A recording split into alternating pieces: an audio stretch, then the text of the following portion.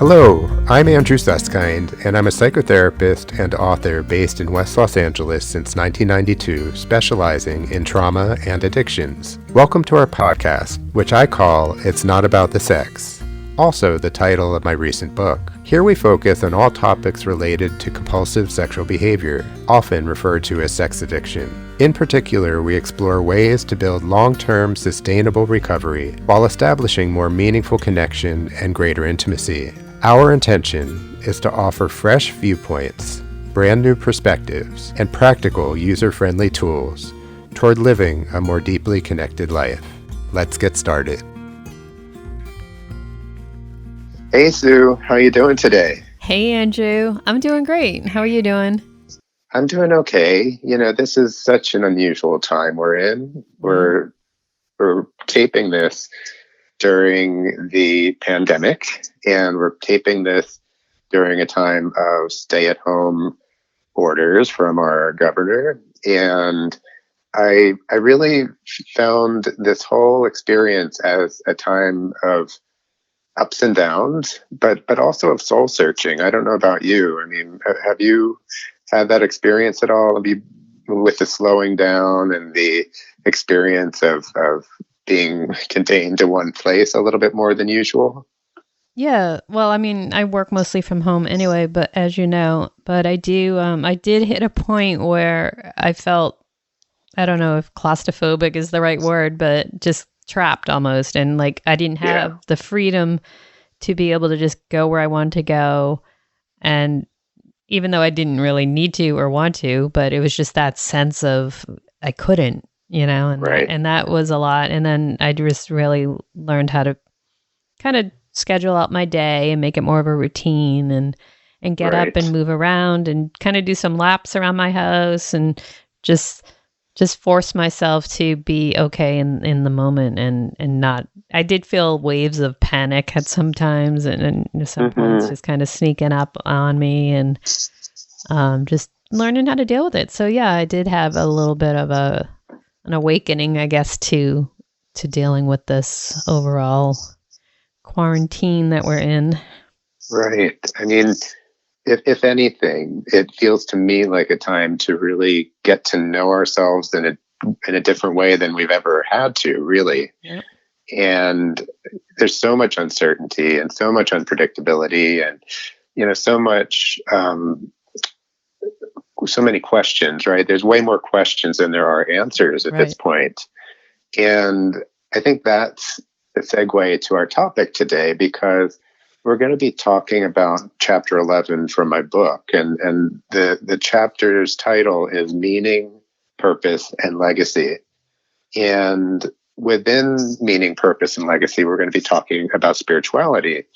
And I don't know about you, but one of the things that I've grown to believe is that spirituality is way more about questions than it is answers. Would you agree with that? Yeah, I definitely agree with that. And and being okay with not necessarily getting the answer, That's right. Yeah. I mean, it's a little cliche, but when we talk about life as a journey rather than the destination, I think it carries a lot of weight, because right now we're in this journey that has absolutely no specific destination.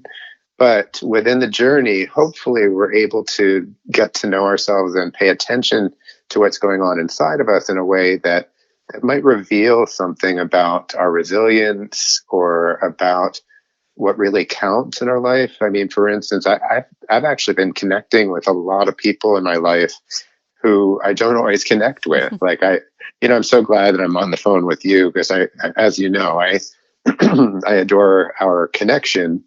But part of spirituality for me is really about connection. So I really want to just start off with that, because we've talked about the idea of connection as something that we're biologically wired for.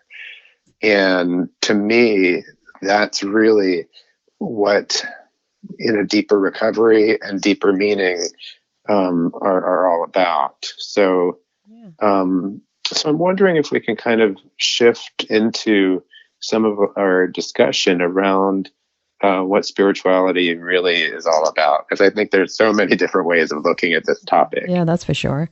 Well, you do mention in your book, as you said in your chapter, I think chapter 11, where you talk about spirituality.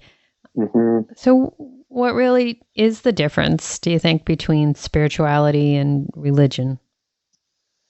Well, first of all, I think most people confuse the two, right? They think that they're kind of the same thing, or they totally overlap. And just to illustrate, using my own background, and then I'd like to hear from you about this. I grew up in a fairly traditional liberal Jewish background. And when I grew up, I went to Hebrew school, I had a bar mitzvah, I had a lot of exposure to the rituals and traditions of growing up Jewish. And what I always say is, religiously, I kind of got some of the concepts, but it was more like I really consider myself to be a cultural Jew. I love lox. I love bagels. I love Jewish food. It's like comfort food for me. But in terms of organized religion, I did go to a synagogue, and sometimes I heard some really cool things from our rabbi. I thought he was very bright, but I didn't always understand some of the concepts. They were a little bit over my head at the time. But I think for me, religion was more about a community of people that got together to learn about values and beliefs. And in the Jewish background, what I really enjoy about Judaism is it is way more about the questions rather than the answers. There's a lot of grappling with spiritual existential questions, like, what matters to you the most, or what is it that really counts in terms of your existence here in the world? How do you want to contribute to the world? Things like that. And so organized religion, as I look at it, and this is oversimplified, is about a place to worship, usually, right? Whether it's Catholic, Christian, Jewish, Muslim, Islam, usually there's a place to worship. And usually it's about community and having a large group of people, oftentimes worldwide, that have similar beliefs, or at least have ideas that seem to be given to them through a particular written construct, like the Bible or the Torah or the Quran, any of those things. So that's where I see formal religion. I mean, what was your background, Sue? What was your experience with organized religion as a kid? So I was raised in a Roman Catholic background, but my parents weren't really religious. It wasn't like every Sunday we got up, got dressed, and went to church, as a lot of my friends and neighbors were doing. My mom would read quotes from the Bible, and we would try to figure out the history of it. She was more of came from a historic point of view, and was really open to talking about the Jewish traditions. And so my mom really took the lead in kind of exposing us to other traditions that other people may not have known about. But I did like First Communion and confession and, all the different sacraments that you do as grown up Catholic. And of course we had traditions around that too, just like Easter and Christmas and, the big high holidays that, the Jewish also celebrate with food and different stories and traditions. But we didn't ask really, like, I don't remember those questions being asked. And I know just celebrating Passover with friends that there's a lot of questions. I mean, that's pretty much the whole part of that, is asking the questions. I think the questions I was more interested in finding out, like, what were other people practicing? Like, why is there only like certain people that practice Catholicism, and what is Christianity, and things like that? It was kind of an outward question, not inward. So it's interesting that I had that take on it. And it wasn't until I went to college and beyond where I took a comparative religion class and really got to the meat of it and understood how, community is really big in religion, and people are following a creed or the dogma or whatever you want to call it, but it is a commonality. And I didn't have that. And I really envied the people who went to temple or went to different places to practice religion, because I didn't have that. And I remember my friends at the Unitarian Church, they were always going on trips, and I was really envious of other people's religions as far as having that community. And I really felt like I didn't have that ever. So when I started studying different religions and realized they all pretty much came down to the same basics, and that really was finding peace within yourself and finding that love and being kind and sharing that. So I found peace and happiness in seeing the similarities in all the religions, because they really are very, very, very similar. But the traditions around it are different. So that was the part that was interesting to me. So actually, as a child, you were exposed to the idea that religion in general had some similarities throughout the world, that whether it be peace or love or kindness, that there was a message that was universal, actually, from in most organized religion. Right. Yeah. So what's interesting about that, though, is that many of us as adults, I believe, question our backgrounds as kids, right? That as a child, we're given something by our churches or synagogues or mosques or whatever it might be, given guidance, given ideas. And then as adults, there's a time of what really fits for me, and what do I do with this information, and how do I really digest it in a way that I can apply it in a useful way. And many years ago, Sue, I went to a talk given by a chaplain at UCLA, and the name of the talk was Addictions and Spirituality. And I thought, okay, this is going to be an interesting topic. This is a chaplain who works with the ill in the hospital at UCLA. He works with terminally ill. He works with families who have lost loved ones. And he works with folks who are in addiction recovery. And I'll never forget what he said about spirituality, because this is something I've adopted through the years. What he said was that spirituality is whatever gives your life meaning. Yep. I'll say that again. Whatever gives your life meaning. And so what struck me about that and what felt so powerful is he basically was saying, it's up to you, right? It's not an organized religion. It's not an entity that dictates anything. It's really in your heart of hearts, whatever gives your life meaning. And it's not the easiest question to answer, right? I mean, it's a big question, like what gives your life meaning? And if I were to throw that back at you for a quick second, Sue, what without overthinking it, what's the first thing that comes to mind? What gives your life meaning? And it's going to sound like I thought about it, but it really is the core piece that you feel. And when you can peel away all the layers that are on top and you get to the core, I don't know if you ever had that experience where you go to the ocean and it really humbles you. But if you just close your eyes, or maybe a really good yoga class or some place where you feel that inner core peace, and it's almost like a silence, and it's just oh my gosh, I'm here. I'm at this like place of peace. That's to me what feels the best like spirituality to me.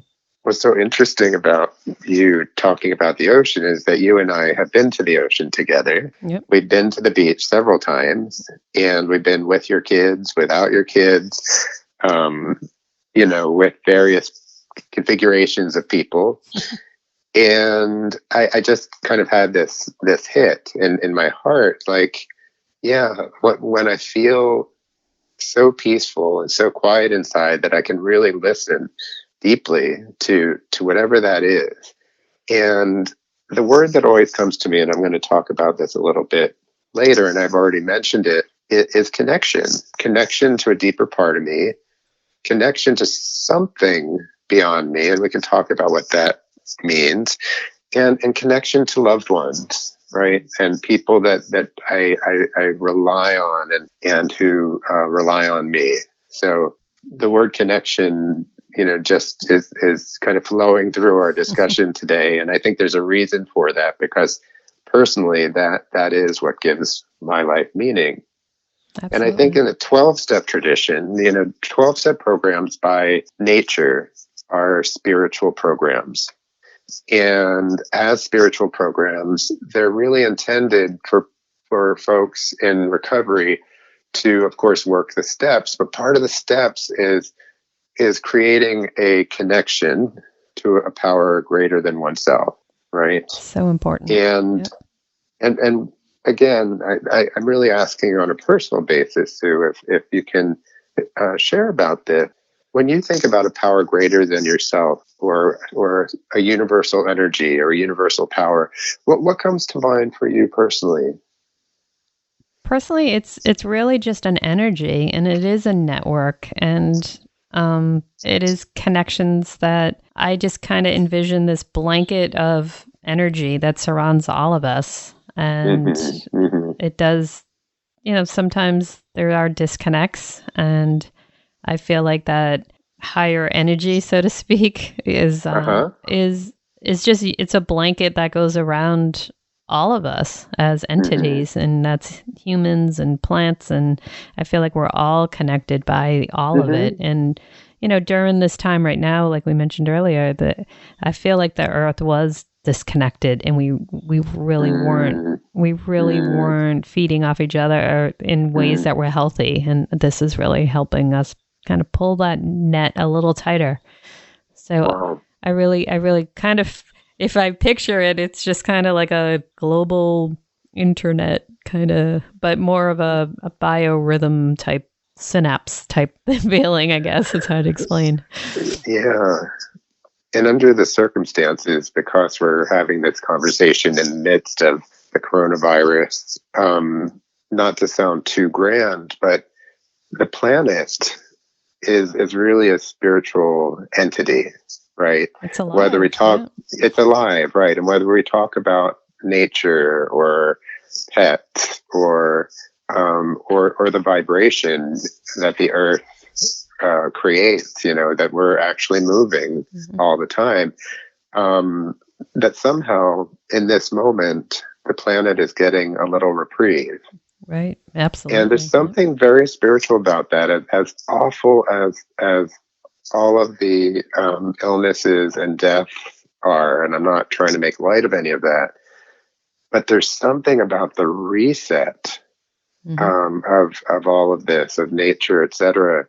And there's something about, so through all of this, what gives our life meaning, and what is this power greater than ourselves? In program and 12 step, they talk a lot about a higher power. And for a while, when I first started in 12 step many years ago, I used to use the term higher power. And then one day, and I think it was because of my therapist, I actually readopted the word God. I didn't really feel comfortable with the word God for a long time, even though I was raised with Adonai, which is in Hebrew the word for God. Um, but today, I've actually reclaimed it more as mine. And what God means to me is really everything we're talking about today: connection, nature, pets, loved ones, vibration, a connection to something larger than myself. And there's something really humbling about that, but there's also something really um, kind of recharging about that. I like And to I just hear want, that. That's interesting to me that you were able yeah, to do that, because I still haven't been able to do that. But as I'm hearing you say that, I understand it, because everybody has a different vision of God, and it's okay. right, right. And I'm glad you clarified that for me, because everybody does have a different vision, right? There's not a one size fits all when it comes to exploring what a power greater than oneself is. I just know that in recovery, I can't fully depend on myself unless I have reliable folks around me, whether it be my sponsor, my therapist, my husband, my colleagues, my friends like you. Um, it's those people around me that help me feel more able to live the kind of life that I want to live. And one of those things is a connection to something beyond me. And I just wanted to read something briefly that one of my interviewees said about a higher power. What he said, this is Seth, which is not his real name, but Seth said, "I've developed a concept of a higher power that really works in my recovery today, but I still have resistance to reaching out to it. I don't tap into it as often as I feel I could, or maybe even should." And the reason why I wanted to share that is not only is that so honest, but a lot of us grapple with what does it mean to lean into the possibility of having a spiritual entity that can be of support. And I've kind of concretized it. Like I said, I really look at the people in my life as my spiritual beings. Like I'm so fortunate that I have loved ones around me that are seekers, are conscious, are really asking big questions, but also believe in me and are interested in helping me look at those questions as well. And that's, I think, what Seth represents, is that sometimes it's just a tension between wanting to reach out and have something larger than oneself, and then the idea of being a little bit insular and not knowing how to do that. Does that make sense, Sue? No, it does make sense, and I love hearing that kind of other people going through the same things, and regardless of if you're going through 12 steps or not, there are a lot of questions. But who do you fall back on? And that's what's really important. Like you said about the connectivity and having, as you mentioned, friends to support you, but also that sense of not necessarily an entity, but what did you call it? A greater power, I guess. Or a higher power. Higher sure. power or spiritual guidance. That's right. However, yeah. So I really like that. And I kind of feel like it's not a constant. It's a up and down, and it's because it's a question, and there aren't really answers until you look deep inside yourself to find those answers. And it's okay that they change, and I think that you got to find what's most comfortable for you, but allow that to happen. Exactly. Yeah, that's nice. So another form, I just wanted to share another form of spirituality that one of my people that I interviewed shared. I had asked her about what gives her recovery spirituality today. And Susan said, helping others. Because of my own background, I'm especially qualified to educate people about porn and about prostitution. I find meaning by supporting people as they work the steps. I feel like that's my higher purpose. I came into recovery and got free, and now I help others get free. Wow. Pretty cool, huh? Yeah. That's amazing to feel that when you give. I mean, I understand that because whenever you volunteer or you feel like you're, I guess, even doing this, like there's some wisdom that we learned or questions that we're still asking, but in questioning something, I think gets other people to question it. And there's a lot of really helpful energy in there that's a resource for all of us to use. Absolutely. I feel really blessed in my life because I've had a few terrific mentors professionally, and I've had some terrific sponsors along the way. And part of what Susan mentioned is that she's able to give back what she was given. And I can't think of a more poignant way to describe purpose, right? Because purpose, it doesn't have to be something that is of any great magnitude, right? It doesn't have to be have to touch thousands and thousands of people. it's really, in her case, in my case, it's touching one person at a time. Wow. And having that open channel of giving and receiving. And I think that again, this idea of meaning, this idea of purpose is really about, how do you show up for your life day in and day out? Like walking around the neighborhood right now with a mask on is and walking the dog is kind of unusual, but sometimes I'll just wave to somebody. I don't know who they are, but I'll just wave and say hello. Yep. Because I want to bring positive energy to what's a very heavy energy that we're going through right now. So that's just a little sliver of an example. Yeah, I found myself connecting with people throughout my mask yesterday, actually, and spoke to someone I pass all the time, and I asked him how he was doing, and he from across the street. We were yelling across the street. And he replied that he thought he was doing okay. So I was just letting someone know you care, That's right. That's right. Exactly. And the word purpose, that comes up a lot, and I like how you simplified it. And it doesn't have to be this huge saving, Mother Teresa. It can just be a one person, and that's important. And that person might take that, and you planted a seed maybe, and they'll help somebody and kind of pay it forward type thing. So I like that. So in chapter 11, you also talk about the idea of legacy. And one of the big questions you ask your interviewees is, how would you like to be remembered?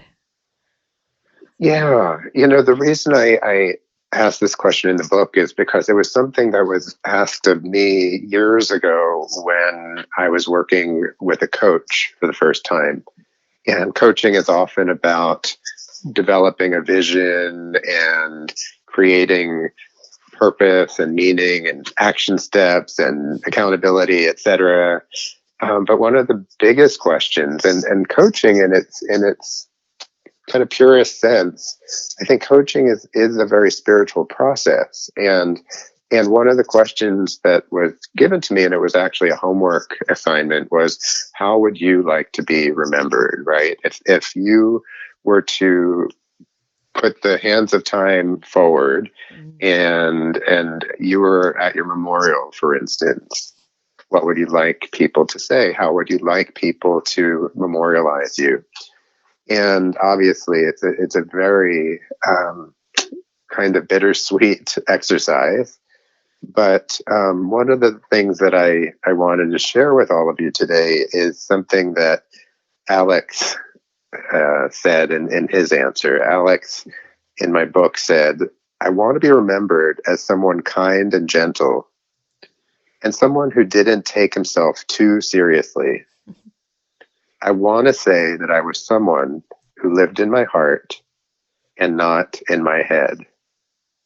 Now, keep in mind that this is someone who's been in 12-step recovery for several years.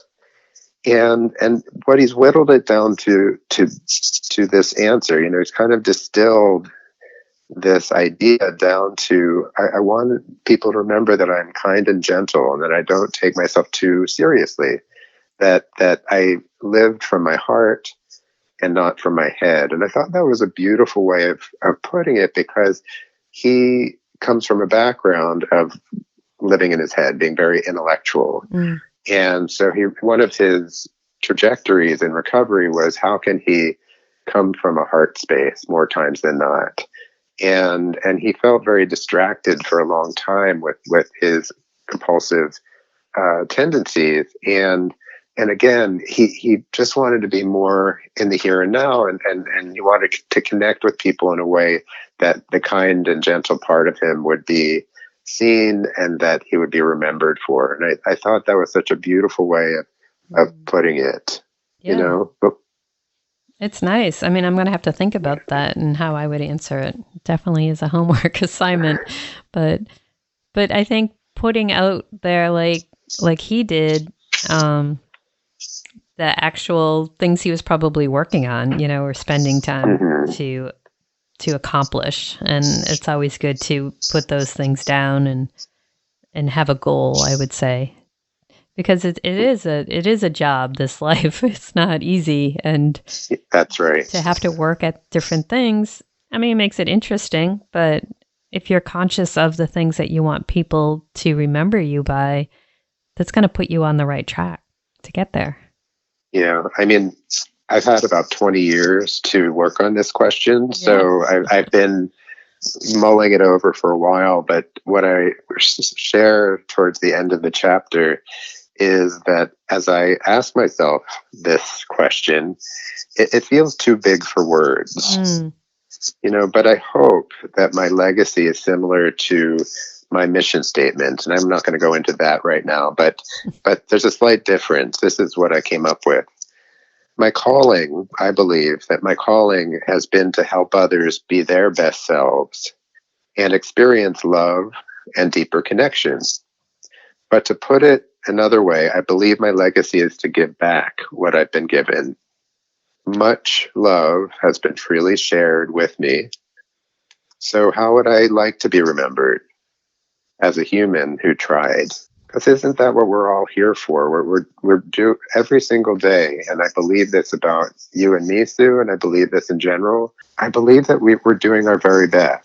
Yeah. And I try to have that kind of self-compassion, and I try and understand that this is a very imperfect experience that we're having. I think, was it Sting that talked about what was, I'm going to mess up this, okay. but basically that we're spiritual beings having a spiritual experience. No, that's not it. But it's something like that. You know what I'm talking about? Yeah, Living in a material world and that's not the Madonna version. It's right. It's the Sting version. I think it was the Police. But anyway, you should know that, Sue. I should know that. I know. I can't come up with the lyrics as we're speaking. But something about how we're walking around the earth. We are spiritual beings, right?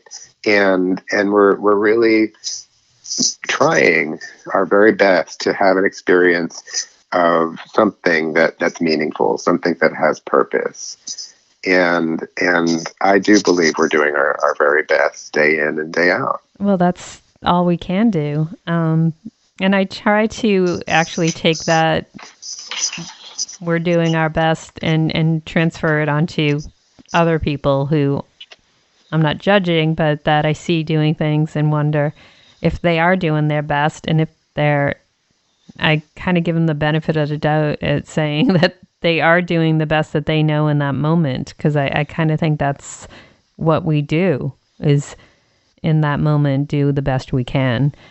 And yeah, and it just kind of doesn't take people off the hook per se, because there's a lot of factors and ignorance and different things that play into it. But it has helped me a lot going through life experiences and understanding people a little better. And it all comes down to in the moment, and we should focus on that and being really open to understanding the consciousness of ourselves and where we are in every moment. And if we can just do the best that we can and understand that that's what we're doing, make that choice. It's important.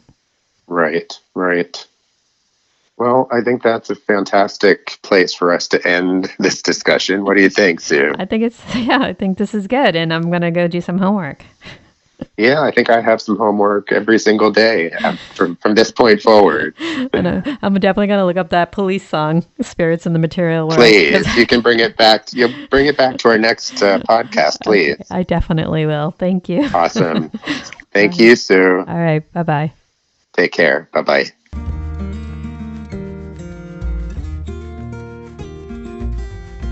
Thank you so much for listening today. It's always a pleasure talking with my friend and colleague, Sue Merlino, and today we talked about the very soul-searching topic of meaning and purpose and legacy. And in the future, if you could please give us a 5-star rating on iTunes or share our podcast on Spotify, that would be great. And if there's any topics you'd like us to discuss in the future, please let us know. I look forward, as always, to you joining us on future podcasts. And thanks again for being with us today.